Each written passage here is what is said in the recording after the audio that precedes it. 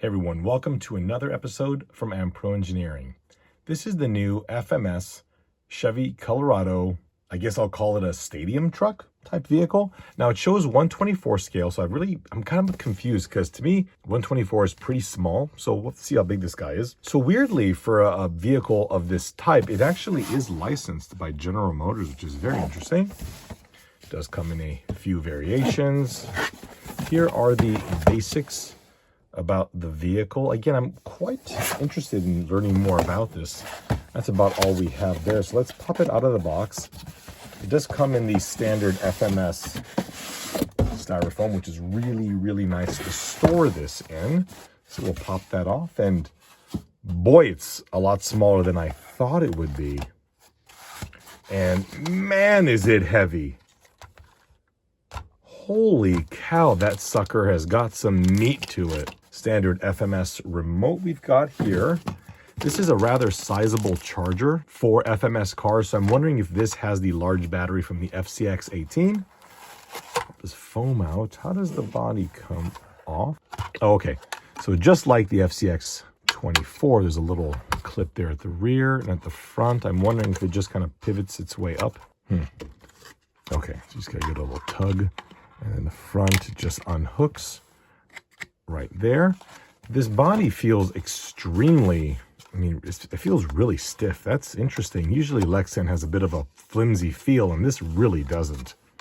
Some injection molded parts there. The front grille, that's kind of above and beyond based on what the truck is.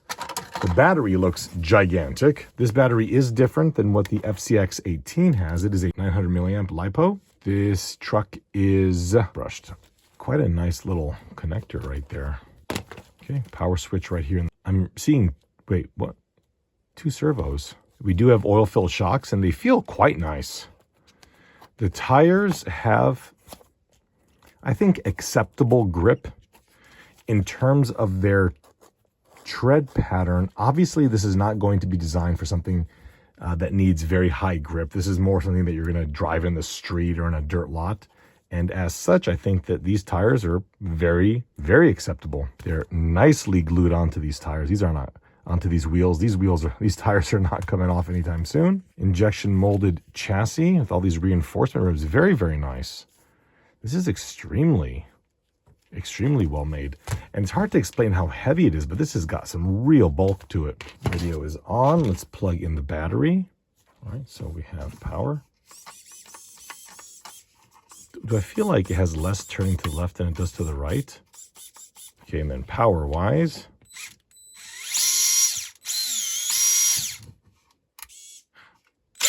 Holy crap.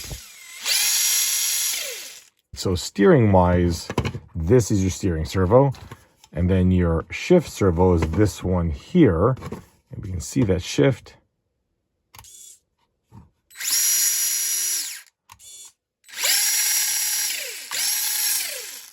I've never seen something like this with a 2-speed before. That is extremely interesting. Overall, the actual package is very, very refined. It's very clean. Look at how tidy all the wires are routed in there. We have a port there for LEDs, so if you wanted to have headlights, you could. There's our power switch. This is the only thing I don't like. I feel like they should have mounted that somewhere a little bit easier to access. Having it here, however, does force you to take the body off to unplug the battery and plug the battery in.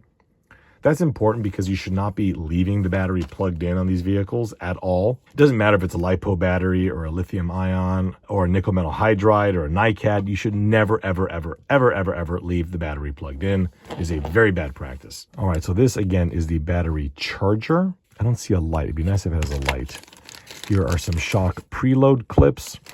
And I also noticed that it came with a gift. I like gifts. Well, we'll take a look at that in a second. And then over here, we have the manual. FMS supplies magnificent manuals.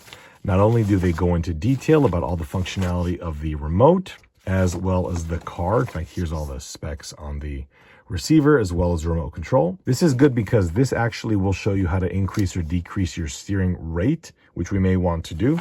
But way back over here, usually in the back, yeah, there's going to be a full exploded diagram. Here's your spare parts list, all your part numbers with your description. And then here's the full exploded view. So if you do need to rebuild anything, you can follow this to put it back together, as well as to locate what the spare part numbers are. Let's take a look at what is in here. So this appears to be a slight change to the outdrive. So we're going to remove the old one and put in the new one. Okay, so the 4 screws took off the front and rear skid plate. And what they did is that then allows you to pull out the roll pin here. So just some needle nose pliers and they pull straight out. Now you have access to the drive cup. Now the drive cup has a little washer behind it. You'll remove this and the washer and replace them with this piece here and not reinsert the washer. We've got both of these Colorados here, and I've done the upgrade to both of the drive cups, so they are ready to take for a spin. I did notice that I think we've got a pillow ball down in there at the upper and lower control arms. Does that mean we can adjust the upper camber? I think we can if we tighten that up. I wouldn't say it's really designed to go to that level of adjustability. We cannot adjust the tie rods. Those are also just plastic. So definitely not something that you would see racing professionally. Again, it's kind of tiny. I don't think that's anywhere near what these vehicles were ever intended for. These are just designed to take out into a backyard, to the street in front of your house, to a field, and just shred. I am going to take them to a racetrack. So let's go ahead and do that right now.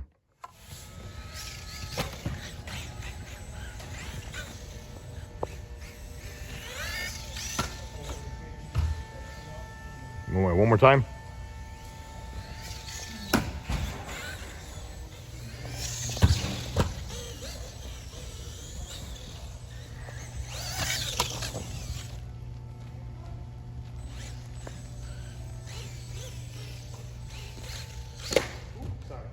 It's all right.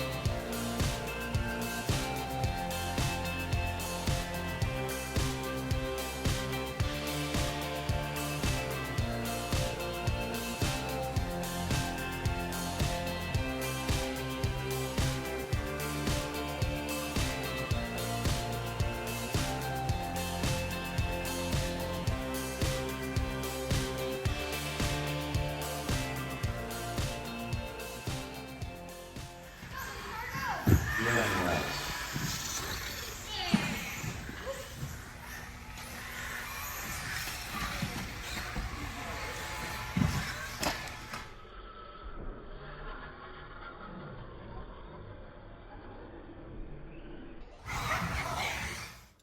My friend and I spent a couple hours at the racetrack driving these two little guys around. And despite the fact that these vehicles clearly were not designed to be on a racetrack, what I can say is that I was extremely impressed. They both did outstanding.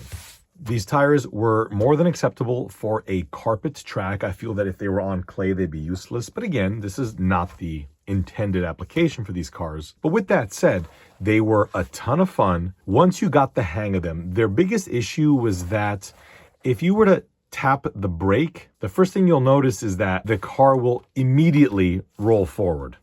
If you floor it in the air, it will immediately go backward. It's like a bowling ball, okay? I mean, that's really kind of what it is. It's such a small little package that the minute you accelerate or reverse in air, the vehicle will simply spin. Now you might be saying, well, why would you go into reverse? And that's a great question. I accidentally reset this truck's throttle to forward, reverse. Whereas on this one here, and both out of the box, it's forward, brake, reverse. The first time I did that, this thing just shot backward and started doing backflips. Reset that, and it was all good. What is a little bit odd of the brakes, there's not much brake available, at least in the brushed version that we have here. But honestly, given its size, it wasn't really something that we noticed very much. When you wanted to turn, you just backed off the throttle and you made your turn. There were very little instances where I wanted to use the brake. In fact, even jumping this thing here, I would simply back off the throttle and the truck would jump nicely and land very well. Occasionally it would land square on its nose, but it had no problem bouncing back. It does take a little bit of getting used to in that it is a small, effectively square vehicle, right? But it is a blast to drive. But the question is, do you want one? If you're looking for something to drive in the front yard and have a nice little time with that's relatively inexpensive, you have a million options. This one here, I believe, is a little bit on the smaller side for a, I guess, stadium truck slash monster truck slash whatever you want to call these anymore. You can get vehicles for cheaper, but the quality is hard to come across of this vehicle. It is outstanding. One of the areas I found to be a little bit unnecessary is the fact that it has a 2-speed transmission. I'm glad it has one, but I struggle to understand at what point you'd want to put this in the lower gear. I also never used the wheelie bar, and that was a little bit odd given the fact that we were driving these on carpet. I suspect if you go reverse and then punch it, it'll pop a wheelie. These are available in brushless, and it's very likely that the brushless version will use that wheelie bar. With that said, in terms of speed, I thought that they were perfect. I cannot imagine this truck being any faster. It just seems that it'll be just uncontrollable.